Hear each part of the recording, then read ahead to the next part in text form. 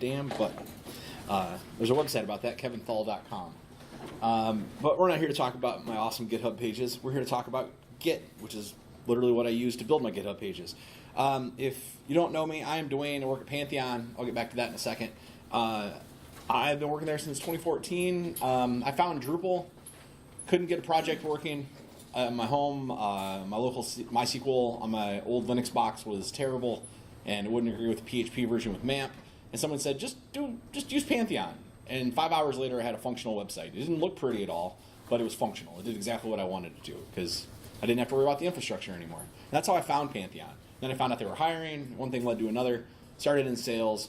And over the years, I just picked up more and more and more technical stuff. And eventually, they said, that's the thing you're the best at, helping people figure stuff out technically. So that's what I do now. Outside of doing camps and tech in general, I like other stuff as well. I love talking about crochet and knitting and things like that. And I love karaoke. Hopefully we all go out and follow the lead of some of the awesome people like Chris Weber and JD Flynn to go lead us to do karaoke this weekend. And feel free to reach out to me on Twitter. I love Twitter an awful lot. If you haven't looked at the hashtag for DrupalCorn yet, I love it. So actually I have a project, an ongoing project for these talks I give related to Twitter. So if you could take a picture of me in front of this picture, it would be helpful for me in this project. And if you take it, landscape mode, that would be the best. And then tweet it out at me at MC Dwayne, hashtag the DrupalCorn. And this is, yes. I'm gonna get into hand gestures lately. I'm deep into this project. I take a picture in front of myself every time I give a talk. Quickly, I work at Pantheon.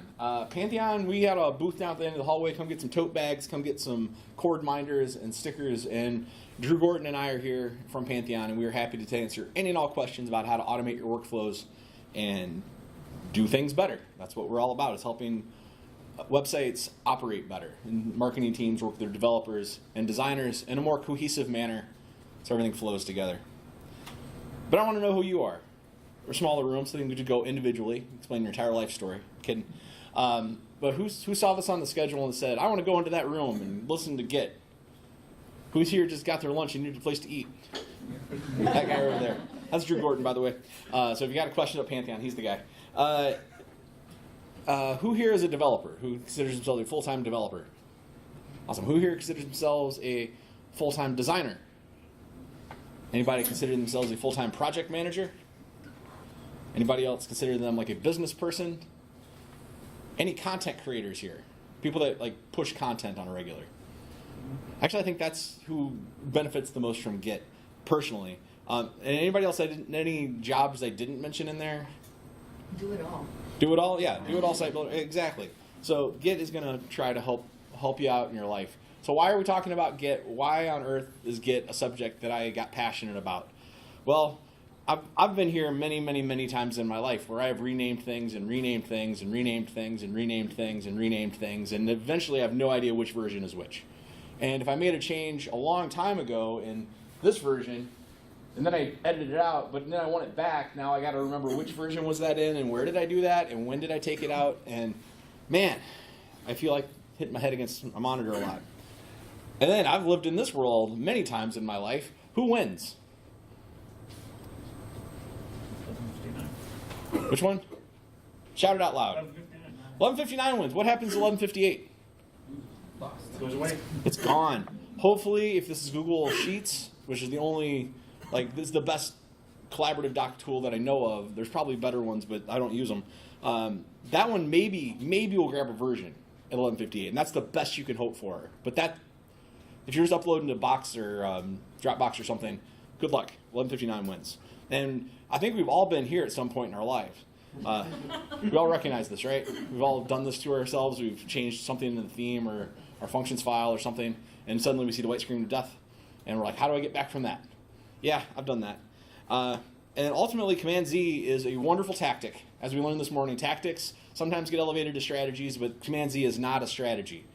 I have Command-Z'd my way back to the beginning of history before, and have been very fortunate the times that I've been able to do it. But once you move away from that window, there's no guarantee it's going to work. So that's the problem sets. That is what we're talking about today. That's why we're talking about these things. We're talking about Git, that was invented to solve specifically those set of problems when you're working not just by yourself, but with a collaborative team. And this is the Wikipedia definition. Speed and efficiency is the most important keywords on there. But really,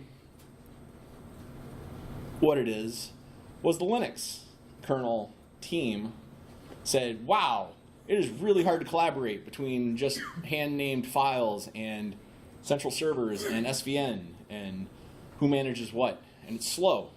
There's got to be a better way to do this, because the team's getting too big to manage like that way, and access and permissions is just a nightmare.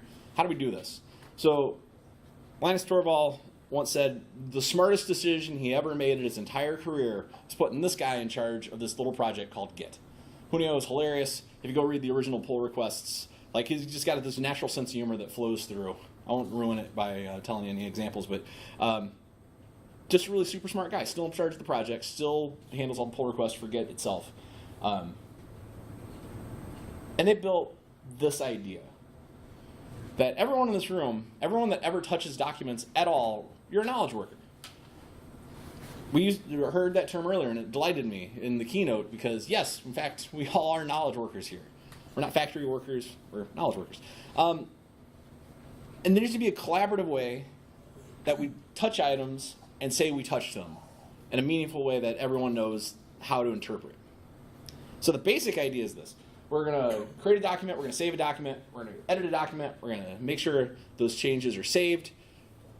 Word does a really good job of that. So does Google Docs. But what Git gives us an advantage over that is, well, let's keep track of every modification over time. So we can go back and see every iteration on this thing. We can have a history to know exactly what the state looked like before and after. And it lets you, the editor, or the author of those changes, actually say why you did what you did. And that's the key, amazing part that we'll get to later when we talk about pull requests and online repositories. But really, though, we're never talking about a single doc with Git in projects. We can. It's super useful for single docs. But this becomes extraordinarily powerful when we start thinking about entire sets of docs. My favorite definition of any CMS is it's a pile of docs that does string manipulation. That's what we're doing here. PHP just manipulates strings around, and those strings are stored in docs, and the code that understands where to put those strings is also docs. So this is the heart of the talk. I've thought about just stripping everything else out and just explaining Git with just this slide, because I think the parallels are kind of eerie. Git is a graphical-based system that understands points in time.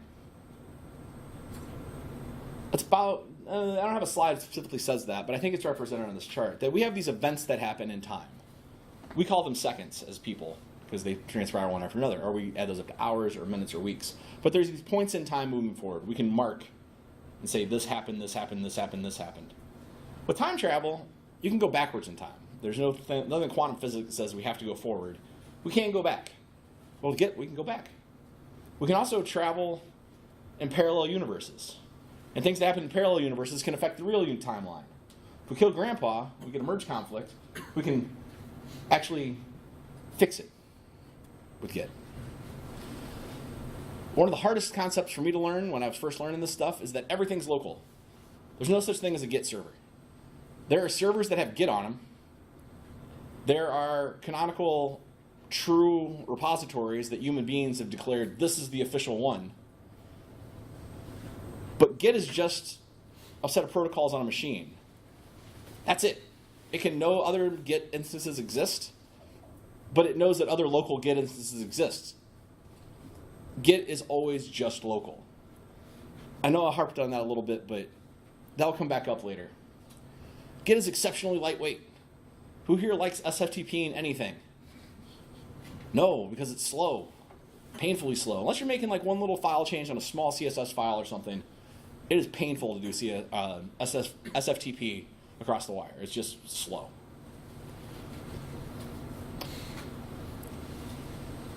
Git is not a backup tool. One of the byproducts you have with Git is that your code anything you're keeping track of does get tracked over time, and you can always go back in time to get it. But when we think in terms of projects, I think it's important to call out, and this is, honestly, I wrote this for the WordPress audience that I address more than I do the Drupal audience. But a CMS, as we in this room all know, is not just code. It's code, it's files, it's a database. You need to back up those other pieces too. Git's not a solve-all for your backup needs. So definitely backup and migrate is a good tool. Node Squirrel is a good service for that. Or if you're on Pantheon, we'll just do it for you. I forgot to say about Git lightweight. So I got caught up on that. SFTP is slow. Git is fast, and the reason it's fast, I forgot to explain this, is SFTP moves the entire file. I change 2 characters in a 10 meg file. Guess what I have to move back across the wire when I update? 10 megs. Because it doesn't know. SFTP is like the whole file every time. That's why it's slow. Git, the protocol says if I've changed 2 things, 2 characters in a 10 meg file, and Git's on both sides of that equation, the only thing I need to move across the wire is the delta. What changed? So you're moving 2 characters, 2 bytes, actually move across the wire, and a little bit of packaging to let Git know what to do with it, but that's all just a text file. Who has ever opened up a Git diff file in their life and seen, yeah, that is what you're moving across the wire, and Git knows what to do with that. So not in a 10 meg file, but yeah, a few K at worst. And this is the best documented thing on the planet. If there's a better documented project, let me know. Researching this when I first did this talk at WordCamp Minneapolis last year, I went through about 20 different tutorials and watched probably 100 videos. And that's just the scratch in the surface. There are hundreds and hundreds more, maybe thousands more. So how we're going to do this, this is where I invite you to play along at home. If you have your machines open, if you're on a Mac or Linux, congratulations, you already installed Git. For Windows users, or if you're on some weird setup of Linux or have hacked your Hackintosh, you need to install it. Super lightweight, fast to get down. Windows users, you get this insanely great advantage of installing Git for Windows because you get Git Bash as a byproduct. You could get an awesome, fully fleshed out Bash terminal you can do most anything with. Say most anything. There's like Composer and some other things that are Windows, bleh. But now all of the instructions of hey, just copy paste this bash command. Now just work on Windows machines. It's just a byproduct of Git because Git's awesome. So everything I'm going to talk about today, I'm going to talk about the CLI. I love CLIs. And I think it's important to understand what it's doing under the covers. And the CLI is the closest to understanding the core concepts. However, not everybody's a CLI fan. If you want a GUI, there's tons of them. These are the ones. I use SourceTree. SourceTree's got some awesome stuff in it that if I can't figure it out or remember how to do it with Git natively, and I just don't want to read a bunch of docs, I'll just pop open SourceTree and let it do it for me, because it's really powerful. But the CLI is what we're going to talk about. So the way that all these slides work from here on out is I'm going to go talk through the example, but these slides are for you at home. Because one of my favorite books I've ever read in my life that was really influential on me is called You Can't Teach a Kid to Ride a Bike at a Seminar. I can tell you exactly how Git works in detail in the next half hour. And you can walk out of this room knowing exactly how Git works. And after you go to your next session, I guarantee you won't remember half of what I said. And then tomorrow you'll remember maybe little tiny bit. But if you go home and actually try this out, go through the tutorials and put it into your fingertips, then this all works out. So today I'm going to focus more on the concepts, but I also have animated GIFs. If you want to see what does the thing look like if you execute it properly, what's the expected result as you're going through a tutorial, that's in the slides. But I'm not going to show a lot of those slides while I'm talking because nobody wants to stare at a green and black animated GIFs. Unless you do, then pop open the slides. All my slides are available at mcdomain.com, my website. Just find the Let's Learn Git link, and there you go. So we're going to create a repo. I use the term repo instance interchangeably throughout here. Doesn't really matter. If I'm in a folder that has any kind of documents or a blank folder, I say create a Git folder and pay attention. From here on out, we want you to start paying attention to stuff. And what Git does is creates this, a .git folder. It's a hidden folder. If you ls-a or make your machine look for hidden folders, it'll look like this. I'm not going to get into the inner workings today too deeply, but we have something called a head, which tells us where we are in reality. We have branches that I'll get to later, and we have objects itself. Again, I'm not going to dig into this too deeply, but this is the little folder that does all the lifting for you. So all of I want to rename this particular file and keep track of what I did with this particular file. All those changes live in here. Notice the size of these things. This is a git init in a blank folder. But yeah, there's a 10K, something called an index, which is the biggest thing in here. Git folders don't get that big. So once somebody told me, my system administrator told me I couldn't use Git because it would take up too much room on my machine. And I laughed out loud.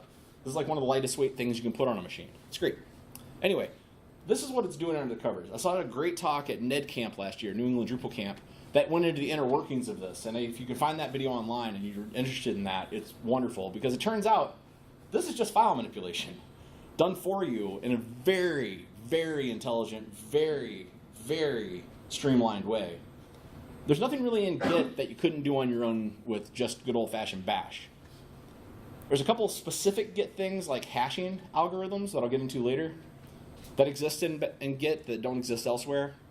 But honestly, you never have to look in here. Most of the time, I have never looked in a Git folder all the time using Git. But Git will always tell you where it's at. It will always let you know what's going on. The safest command you could possibly run in the universe is git status. Because all git status does is tell you what the world is.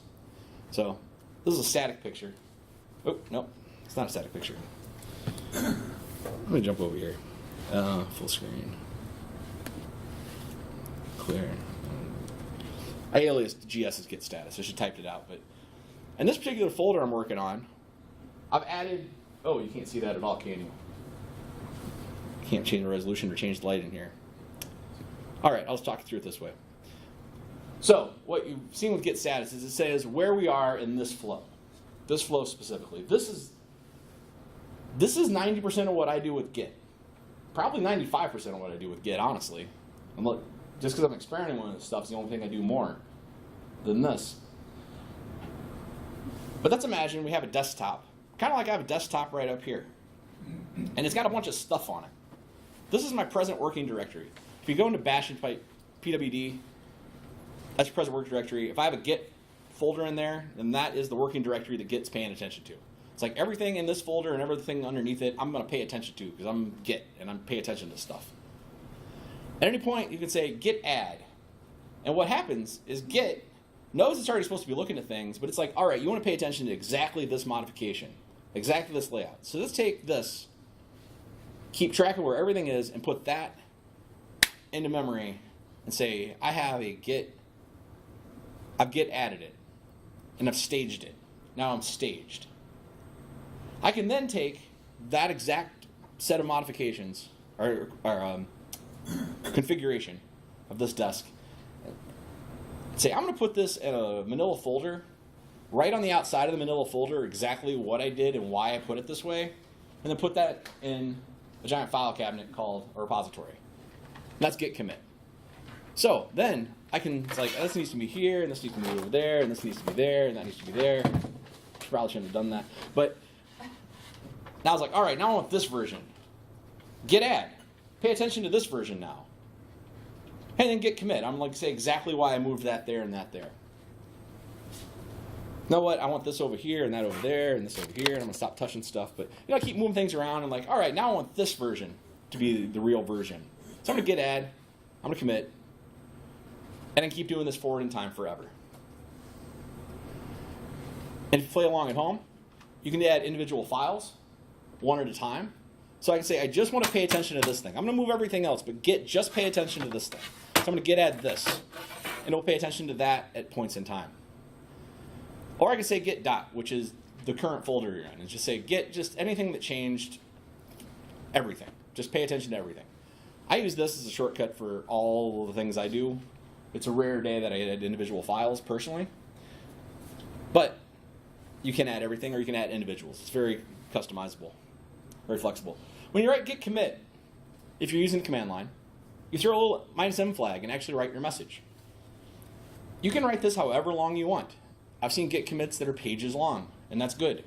You want them to be as robust as you can possibly write them because you're communicating with the future. And you want future people to know what you were thinking. Mostly, you're writing to yourself in the future. And I have learned that past me was lazy and doesn't like to write. And now I'm trying to write to future me better because of my git log messages. And it can be anything, but it's like here I'm saying, this is my initial commit. I added 5 files to my folder. That's actually what my commit says on this. Actually, I'm not sure what my git commit log is here. Oh, I'll get to that in a second. Quick side note, I put the slide in here for those of you doing it at home. If you forget the -m flag and write your message there in quotes, you'll get dropped into your default editor. And unless you've changed something on your machine, you're going to get dropped into VI, the Vim editor. I only know about 3 things about the Vim editor. One, it's the most looked for thing on Stack Overflow is how do I quit Vim. Still to this day. 2, the letter I lets you write things, so let's insert. Then you hit escape and :WQ for write quit. That's intuitive, I know. And that's how you get out of it. Or if you just :quit, it just quits. Or :quit exclamation point, and you just hop out of it. But that's about all I know. Like, it's really super powerful. There's a PHP like ninja lesson later today. But it's the same thing for PHP. Like, there's a zillion hotkeys. People that like VI love VI and won't use another editor because it's extremely powerful. You can do like /anything and it will do just about anything you can program it to do or configure it to do. Anyway, that's just for your home. But that is the process. Add, commit, add, commit, add, commit, add, commit, add, commit. And then you can just see what you did. So you can git log and see exactly where you're at. So, where am I? Change directory. Kevin. So here's the repo for kevinthal.com. It's a GitHub page. I love GitHub pages. And if I look at my git log, if you type git log, it shows you the full who wrote the comment, when they wrote it, specifically what the comment was, compared to CNAME because I put it in the GitHub page, or changed link text to something meaningful, so for accessibility. And I get this crazy long number called a hash. Commit ID hash. Commit ID, get ID, get log ID. You hear a lot of these things. But that's a crazy long number. It's about a 1 in 3 billion chance that you'll get repeating numbers with the way the algorithm works. This is one of the magical parts of Bash that it's hard to replicate by hand. This is a hashing algorithm. Last year I learned that there's only been 1 successful collision of the exact same ID across projects, and that was forced in a lab. So in the wild, it's very unlikely within your project you will ever run into problems with this. It's pretty powerful. So that's the full-on git log of this. You can also do git. Yeah, I never type it because I aliased it. Git log 1 line, and it shows that same full information, but the short version of it. If you use GitHub pages, you have to create and delete the CNAME record several times to get HTTPS working right. So that's what that is. But move the suggestion button, that good stuff. But it's all just 1 line, and there's a short version of my git log ID. That works just the same as the super long number. Because Git is smart enough to know, oh, that little string matches to that long string, I'll just use that. It's really smart. So this is immensely powerful if you're working by yourself even. It's like, why, if you're writing your commit messages to be meaningful, why did I change the CSS to this? Oh, I wrote myself a note to tell me why I did that.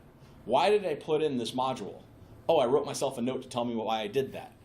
So when someone asks, what did you do this week? Git log. There, that's what I did this week. It makes communication ridiculously easy. If you have 2 people working on opposite sides of the planet,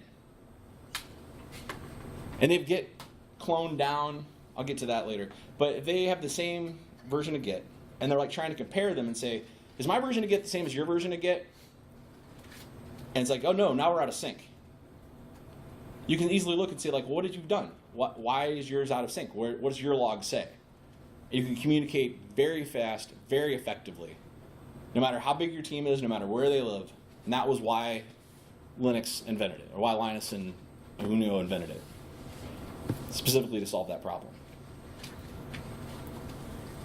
Git will also tell you exactly what changed between the time you last committed and what you currently have been working on. So if I changed this, I'm like, I don't know exactly what I changed on the desk right now. I know, I'll run git diff, and it will just tell me that changed and that changed.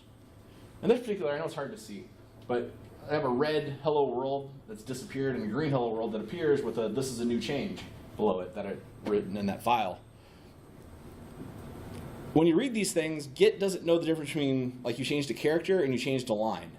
I don't understand the exact reason for that, honestly, but that's how it works. So you look at a Git file, Git log ID, or Git diff, it'll show here's the old version, here's the new version.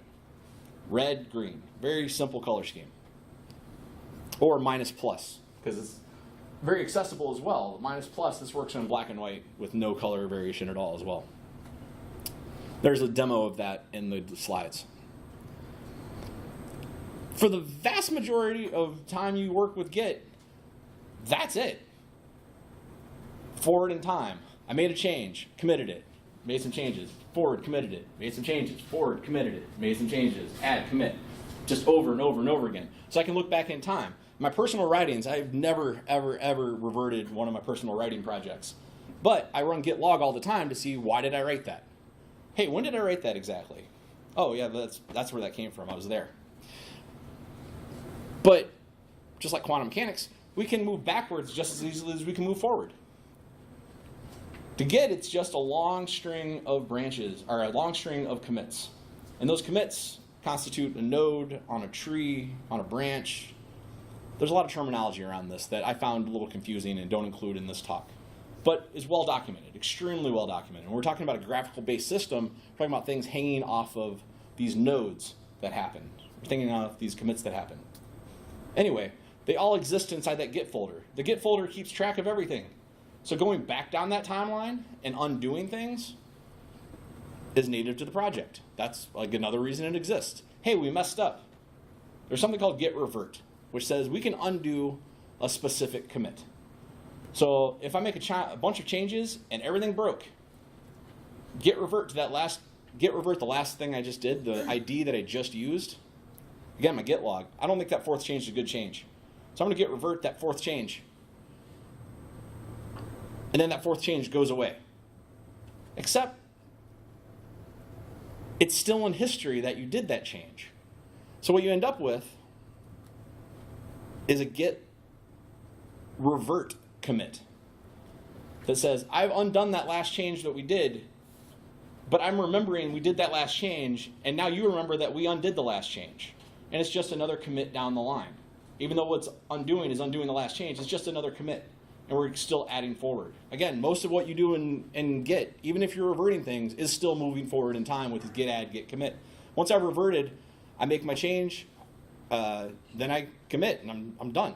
And there's one long, or it commits for me. That's what it dropped me into VI. And I'm done. You can even revert reverts.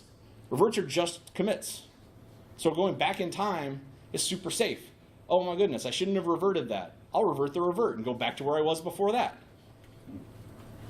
Reverting things that happened a long time in the past can have bad effects. If you've built a bunch of work on top of something you did 5 changes ago, and then you're like, oh, I shouldn't have done that thing 5 changes ago. I'm going to revert that change from 5 changes ago, get that out of my code. That's going to cause problems because everything you built logic-wise on top of that is going to be bad. So reverting changes that happened in the past can be dangerous. Reverting what just happened, really safe.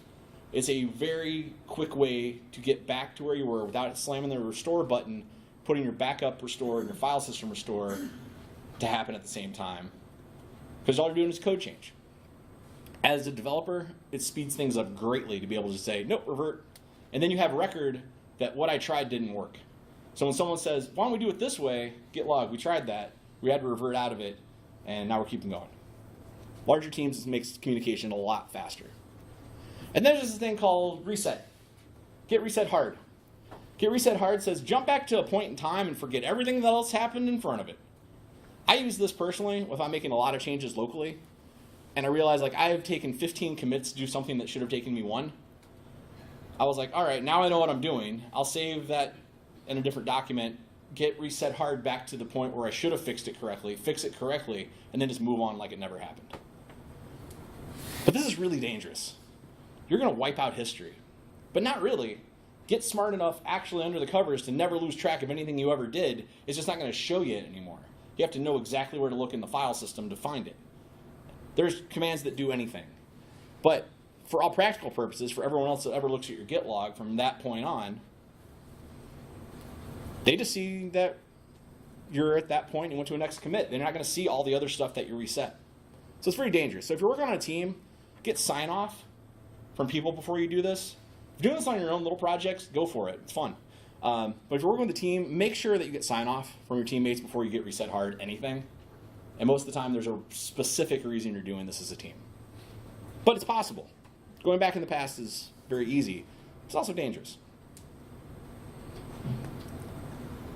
And then, one of the most powerful things, and one of the reasons I get excited about this, is Git isn't just keeping track of your present working directory. It's also controlling your present working directory and what version of it you're seeing. With Git, there's this thing called branching. Branching is literally, let's take everything in reality and make an exact copy of it. In Git log included, we see our entire history for this thing. But now we're working over here. This is our master real reality. And now this thing over here that I've made, well, I can do anything with that. But from your point of view on a machine, if you're like on a computer, you're just working in the same document, but in a different parallel universe. You can work as many parallel universes as you want to. So like, what would happen if I made this major change to my site? I know, I'll make a new branch and go try it. Oh, that blew up and that was terrible. All right, let's go back to master and let's keep working from there. Like I didn't do it. No harm, no foul, nobody learned anything. Or I learned a lot, but no damage was done. Or, even better, hey, that's exactly what I wanted. That works great. I would like that to reflect in our actual reality that I'm sharing with the world as the real reality, what's called a master branch. Master was chosen for reasons, it doesn't really mean anything. It's just the name of the first branch. Master branch is the first one that we're all agreeing, that's the real reality, the master reality. It's not like a master-slave situation, not really. Feature branches are just parallels of this master. And you can have parallels of parallels. You can have branches of branches. It gets really confusing, and that's where you look at, if you look up Git chart, you'll see all sorts of fun little graphical like mazes. Like, how does that work? Well, this is how it works. So you can just say, Git, make me a branch. Say Git branch, and then you name the new branch, and it does it. So here I just made a new branch and said Git branch, new branch. So first you say Git branch, and if you don't put any other flags or words, it just says, here's the branches I can see. These are the branches I got. Git branch, new branch. Say Git branch again, and now it says, I got 2 branches. And then one of the more confusing things, if you're coming from SVN or any central controlled version control ever, is this idea of checkout. Checkout moves where head is looking and where head thinks reality lives. So, unlike SVN or other tools like that, Git checkout or SVN checkout is like, I now control the repo. Nobody else make changes but me because I checked it out and I own this now. That's not what it means in Git. In Git, we're talking about this version of reality is the real reality I'm paying attention to right now. So, if I have, this is my master version, I branched over, I made a new branch of this, I can say, all right, I'm going to check out this branch. And now, from my machine's perspective, from my perspective of looking at it and working with it, I'm working in that branch, but it looks the same. Like it's the same names of files. The project's identical because master and branch haven't changed at all. But in my branch, I'm like, all right, I'm going to change this around, and I'm going to git add, git commit. Now this goes over here, and this goes over here, this goes, let's do this. All right, let's git add, git commit. Let's go check out master. Boop! Everything goes right back to where it was the master branch, like magic. Git controls your present working directory the same way the present working directory tells Git what to do. It's a two-way situation. So I'm like, all right, now I remember what I was doing in master. Let's go back, check out my branch again, and it goes right back to where I left off that branch, where I last commit in branch. So checkout doesn't just work with branches. Checkout can look at anything else Git has ever paid attention to, and you can jump to any other point in reality that Git's ever committed. We're not going to get into that today. Just know that Git checkout is way more powerful than just branches, and you'll run into that pretty quick if you start exploring this on your own. Those changes aren't reflected in master until you want them to be. And when you want them to be, you Git merge. And this is where the idea that everything with Git is always local comes in really handy. Because Git merge says, okay, I'm in this branch, and I want to merge this other branch into this branch. Again, remembering there's no such thing as really master. Master is just the name of the first branch. So I could say, I'm in Git new branch, and I want master to merge over here. So if I'm in that new branch, I'd say Git merge master, and it pulls in from master over to the branch I'm in. If I'm in master and I say Git merge new branch, it's going to pull new branch into master. Git's always local, always.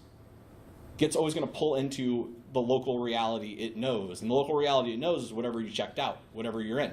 By default, you're in master. If you've worked in branches, you move to a new branch. So it pulls things in. Git merge always pulls to where you are. You can make it do it the other way, but there's flags for that. Again, Git is extremely configurable, and you can make it do whatever. But how it works default out of the box, as people understand it, if you have a general conversation with developers around the world, Git merge means pull those changes from that branch into this branch. And if we all agree that master is the real reality we should all be paying attention to, then you can have a billion branches and eventually merge everything down to master, and that's what you share with the world. But you're also sharing all the other branches every time you share Git. Because Git's super lightweight, and it's easy to transport all of this all over the place very easily. You're always sharing everything, and everything's always local. So this is where we run into the sad trombones of Git, the merge conflict world. If I have, I know it's really hard to read up here, so I'll just explain the concept.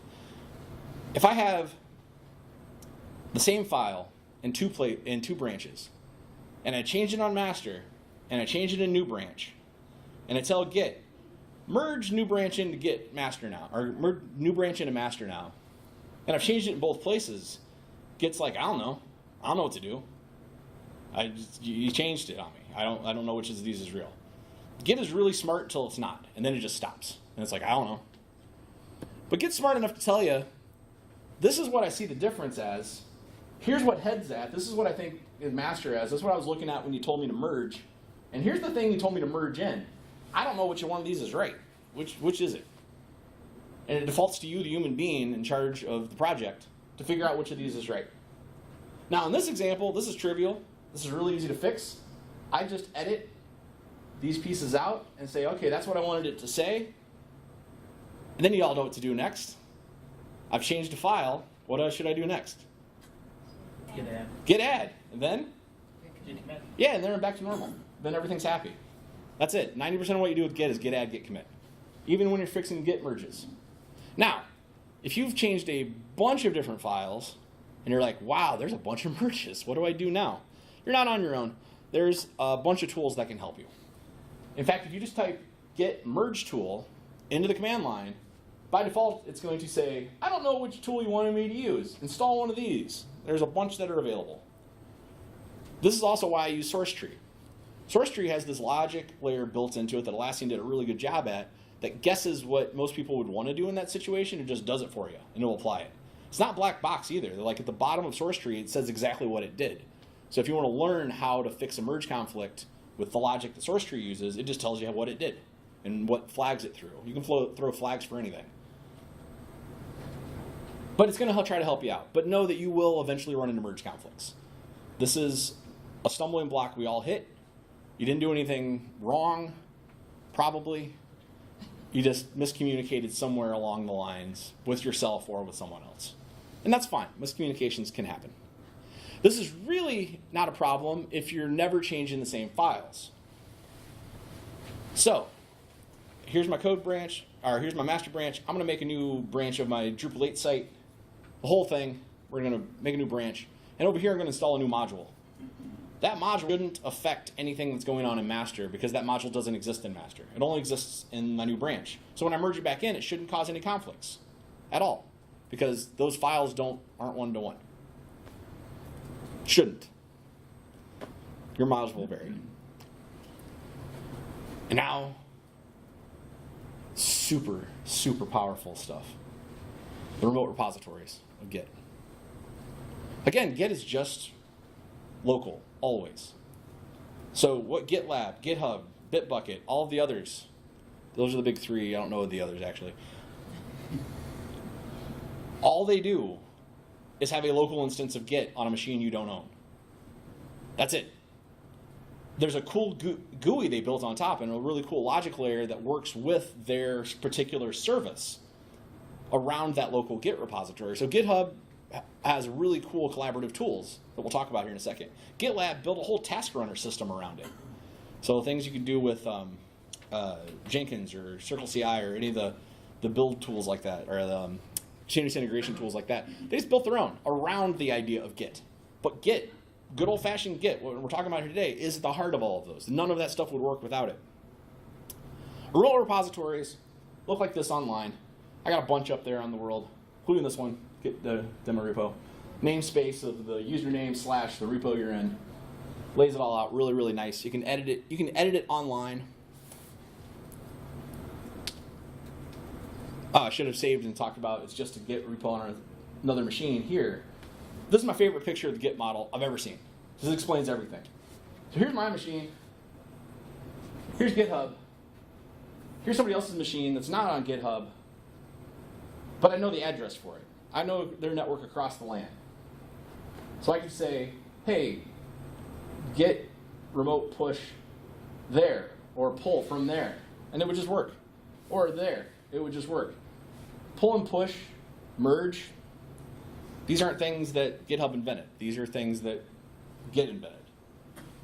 Remote repositories can be hosted online, or they're behind a LAN on your private network. As long as you know the address of where to get it across the wire. A remote's a remote's a remote. There's no central one authority. This is where human beings come in.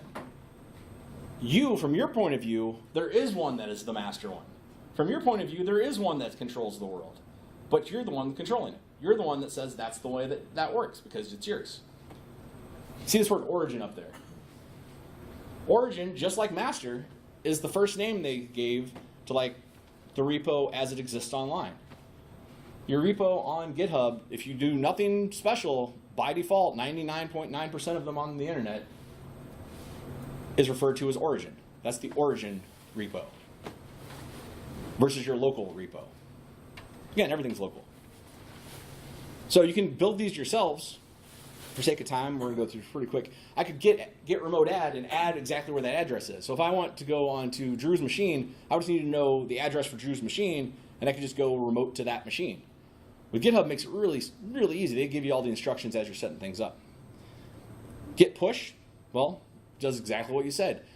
Push this to that other repo. Git knows that you can make clones of it. Git's aware that clones of it can exist. So it says, hey, push this over there and pull that from there. So git push, git pull. Again, always from the perspective of the local repo. So I'm doing a git pull. I am pulling literally to wherever I'm at, where that repo exists. So local machine, if I'm GitHub, I'm going to git pull up to that machine. Git push, I'm going to push away from where I'm at. And you can push back up. That's the example I walked through here. Oh, wrong way. So if you look at my slides later, git push, push it up, git pull to pull it down. They make changes and push them back up. And that's the loop. That's the loop of I made a change, I pushed it up. Ooh, somebody edited something online, and now the repo's different up here. Let's pull it down so it's right on my local machine. Now I'm going to make changes and push it back up. If you're collaborating with people, this is extremely handy. But you're probably never going to have to manually make one of your own repos because the vast majority of work that people do is git cloning things down and just working from there, and that sets all of that remote repository logic in place. You don't have to manually set it. It just does it. But you can make your own whenever you want. You can add as many remote repos as you want and push and pull to those remote repos as often as you like. I know there's a lot of data here, and this is when you start collaborating with online and you want your projects to live online and actually share your work with the world, this is how you do it. You throw it on there, let people get cloned down it, or fork the whole project, which we're not going to get into today. That's another matter. So when people collaborate with you, you're probably not going to just let them edit your actual version because you're the human in charge. You're the person who's like, this is the right version. And you're not going to say, all right, everybody, you can just make all the crazy changes you want and I'll accept them. No, that's not how reality works. So we have this idea called pull request. Who here's ever done PR in their life? A pull request. You'll hear. Okay. This really confused me when I first started using Git. I'm not kidding. This is like 3 years ago, 4 years ago. 4 years ago? Yeah, 4 years ago is the first time I really started using Git for reals. And it really confused me. Like, so what's this PR I keep hearing? What's a pull request? What on earth is that? Turns out it's just a branch and a merge with a discussion in between. That's all it is. It's that simple. So when I made my changes, when I committed, one of the options that says down at the bottom of the screen on GitHub is create a new branch. So I'm going to create a new branch of reality with my changes in it, what I want them to accept in the main master branch of this thing. And then the person who's in charge of that project, the actual repo owner, can go through and say, yep, I like that change. Let's go ahead and put that one in and merge that branch in. Or no, I don't like that change at all. And then have a conversation with you about why they don't like it. And they could ignore it forever and just sit there and sit there and sit there. And who has a merge request open somewhere or a pull request open somewhere that's just sitting there for months? I do. A couple places. You can also open issues and have conversations without having to do merge conflicts. It's a really powerful communication tool, GitHub is. So there's a lot to Git. There's a lot to the tool. If you start with the documentation, skip chapter 2 out after the first page. Chapter 2 is configuration, and you will get lost. I got lost trying to read verbatim cover to cover. Intro, section 1's good, section 2 is config, and it's just like a laundry list of flags. Skip chapter 3, it'll be better. But this is what I ended up memorizing. This is it. This is all I know in my brain at any given time about Git. Other than, I know like the general concepts of what I want to do, though. If I would like to go back into my Git log and from a branch say, I just want this one commit from over here, that would happen like 8 commits ago in that branch, but that's the only one I want. I can pull that into my master branch. It's called cherry picking. If I want to rebase the whole thing and change how the branching and history works, I can do that. But I never remember how to do that off the top of my head. That's why I love DuckDuckGo. DuckDuckGo, their big claim to fame is their privacy. But what they've developed in the last 2 years is anytime you look up anything with documentation, it just spits out the documentation as the first thing it shows you. This is so much more useful than Google sending me a Stack Overflow. This is how I do what I do. It's like, I know Git stash is a thing where I can just ignore all of my diffs and what I've done so I can like go make changes and then push those changes immediately back into reality. But I don't remember exactly what the flags do. So here's get stash list, get stash, no.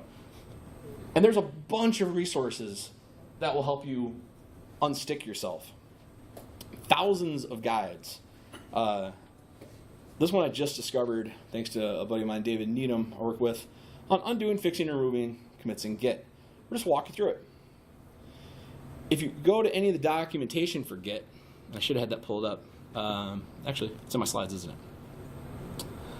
Yeah, the docs for Git. Let's just look at a random, I guess status isn't the best choice. Let's go with cherry pick real quick. Cherry pick.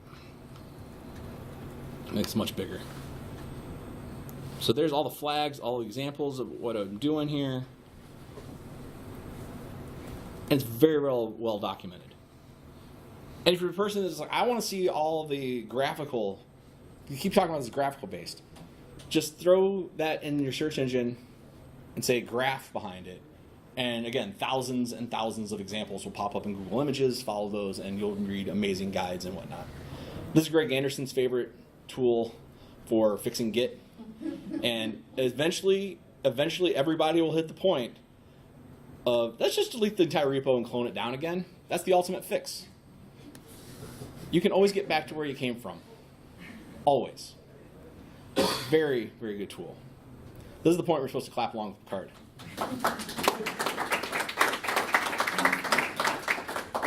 Again, I'm Dwayne. I work at Pantheon. I do stuff. I'm on Twitter at MC Dwayne. All my slides for this and every other talk I'll ever give are out at my website, free and open web, mcdwayne.com. Again, that's what I learned. Forward in time, backwards in time, parallel universes, and collaborating. And if you walk out of this room understanding that those are 4 concepts that can give you, DuckDuckGo and Google will get the rest of the way. With that, I'll open it for questions.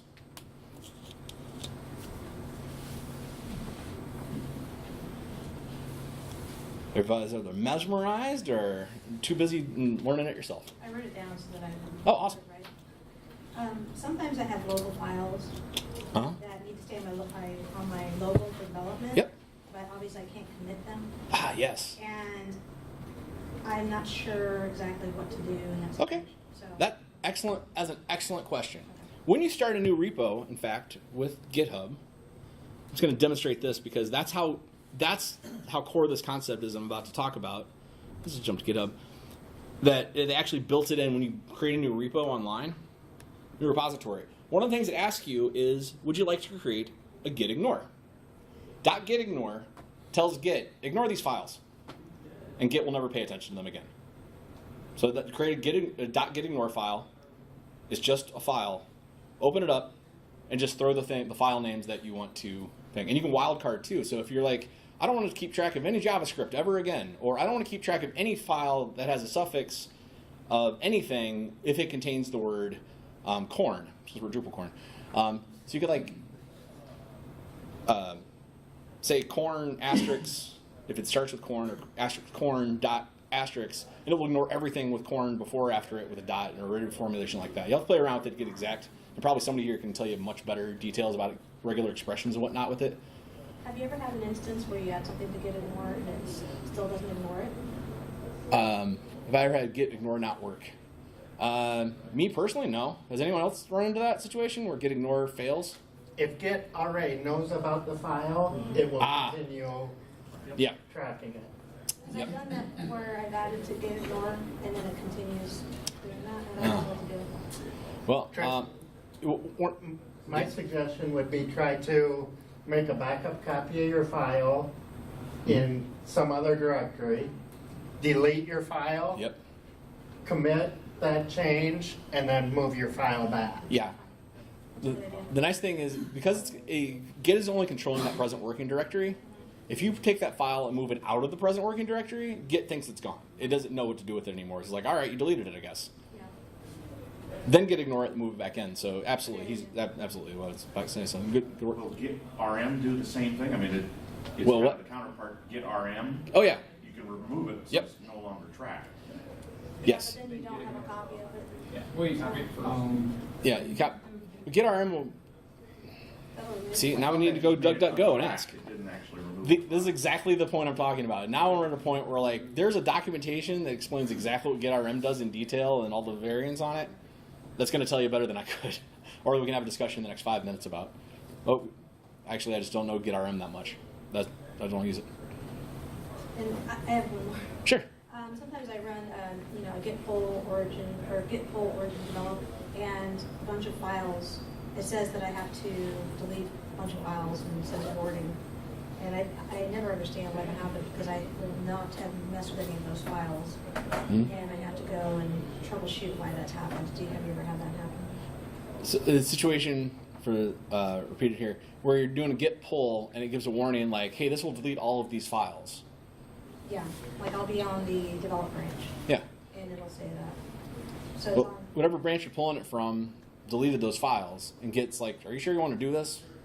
And you can simply, just do it if you think that that's a good idea. If you never touched those files, someone else deleted them. It says I have to delete my local to be able to pull from them. You're in a different state with your local than they are there. And it says your changes you've made affected these files in some way. But the thing that I'm going to pull from has deleted these files.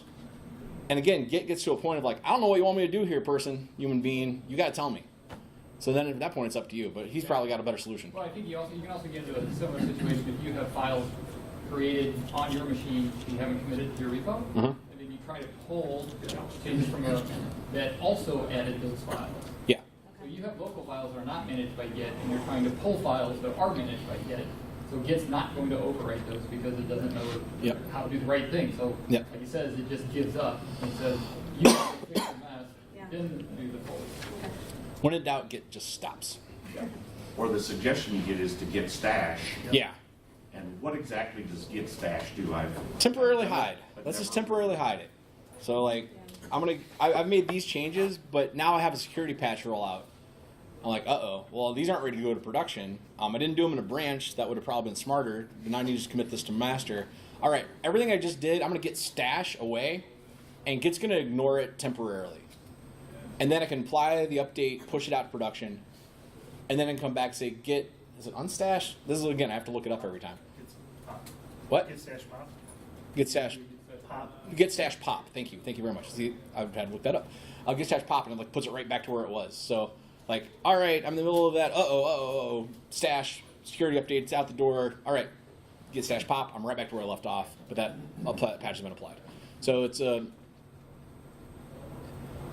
I think it's better to do things in branches in general because it makes it a lot cleaner. Because master is always clean shippable state. If you haven't read Martin Fowler's 2006 blog on continuous integration and continuous delivery, go read it. It'll change your way you think about this stuff. He didn't live in a world with Git. He lived in a world where, with central controlled SVN, I don't remember exactly what, he talks about the system he used, not SVN, it's another one. Tortoise maybe? I don't remember. But like the whole goal of them as a development team was to leave their actual master version of that in a clean shippable state at all times. So people would only work outside of that clean shippable state and only push things in when they were ready to go. So automation of testing, and that's what continuous integration, continuous delivery really gives you, is the ability to cleanly do that in a fashion that an emergency situation arises, we can just fix it and move on. Hot fix and everybody's happy. Versus, now I got to stop, I got to stash, I got to figure out what got stashed. Who stashed what? What was going on? Who's on first? If you're a single person doing this on your own, stash is great. If you're working with a team of 5, stash can be a nightmare. Especially if you forget to unstash or stash pop. But that's my experience. All right, I think we got room for like one more question maybe before we're supposed to get us out of here. Yeah, I got one more question.